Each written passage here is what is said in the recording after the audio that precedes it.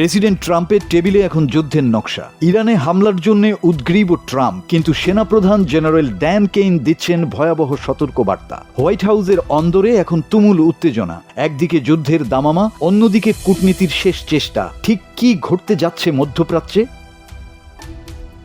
মার্কিন সামরিক শক্তির শীর্ষ ব্যক্তিত্ব জেনারেল ড্যান কেইন সরাসরি প্রেসিডেন্ট ট্রাম্পকে সতর্ক করে বলেছেন, ইরানের বিরুদ্ধে সামরিক অভিযান হতে পারে এক বিশাল ঝুঁকি। একবার সংঘাতে জড়িয়ে পড়লে যুক্তরাষ্ট্র দীর্ঘমেয়াদী এবং রক্তক্ষয়ী যুদ্ধে আটকা পড়তে পারে। বিশেষ করে মার্কিন সেনাদের হতাহতের আশঙ্কা এবং যুদ্ধের পরবর্তী পরিস্থিতি নিয়ে তিনি অত্যন্ত বাস্তববাদী অবস্থান নিয়েছেন। পর্দার আড়ালে চলা এই বিতর্কের খবর ফাঁস করেছে মার্কিন সংবাদ মাধ্যম অক্সিওস, যা এখন বিশ্বজুড়ে তোলপাড় সৃষ্টি করেছে।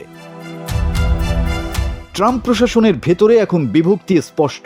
একদিকে লিন্ডসে গ্রাহামের মতো নেতারা দ্রুত হামলার জন্য চাপ দিচ্ছেন, অন্যদিকে ট্রাম্পের অত্যন্ত ঘনিষ্ঠ জ্যারেড কুশনার ও স্টিভ উইটকফ প্রেসিডেন্টকে ধৈর্য ধরার পরামর্শ দিচ্ছেন। তারা চাইছেন জেনেভা বৈঠকে কূটনীতিকে আরও একটু সুযোগ দিতে। তবে ডোনাল্ড ট্রাম্প নিজে হামলার দিকেই বেশি ঝুঁকছেন বলে ধারণা করা হচ্ছে। তিনি সোশ্যাল মিডিয়ায় জানিয়েছেন তিনি চুক্তি চান, কিন্তু লক্ষ্য অর্জিত না হলে দিনটি ইরানের জন্য অত্যন্ত ভয়াবহ হবে। এই উত্তেজনার পারদ আরও বাড়িয়ে দিয়েছেন ইসরায়েলের প্রধানমন্ত্রী। ট্রাম্পের সঙ্গে বৈঠকের পর তিনি সংশয়ে আছেন যে যুক্তরাষ্ট্র শেষ মুহূর্তে পিছিয়ে যাবে কিনা। এদিকে ভাইস প্রেসিডেন্ট জেডি ভ্যান্স অভিযানের জটিলতা নিয়ে প্রশ্ন তুললেও সরাসরি বিরোধিতা করেননি। পররাষ্ট্রমন্ত্রী মার্কো রুবিও এখন পর্যন্ত মাঝামাঝি অবস্থানে থাকলেও মূল সিদ্ধান্তটি ঝুলে আছে ট্রাম্পের উপর। সেনাপ্রধান কেইনকে ট্রাম্প অনিচ্ছুক যোদ্ধা হিসাবে দেখলেও যুদ্ধের প্রয়োজনে তাকেই সামনে থেকে নেতৃত্ব দিতে হবে।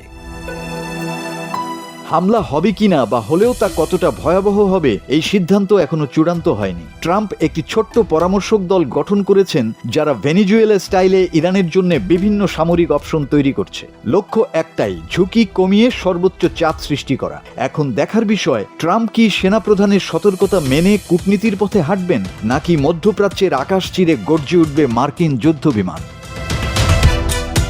মাসুদ হাসান, বাংলা টিভি।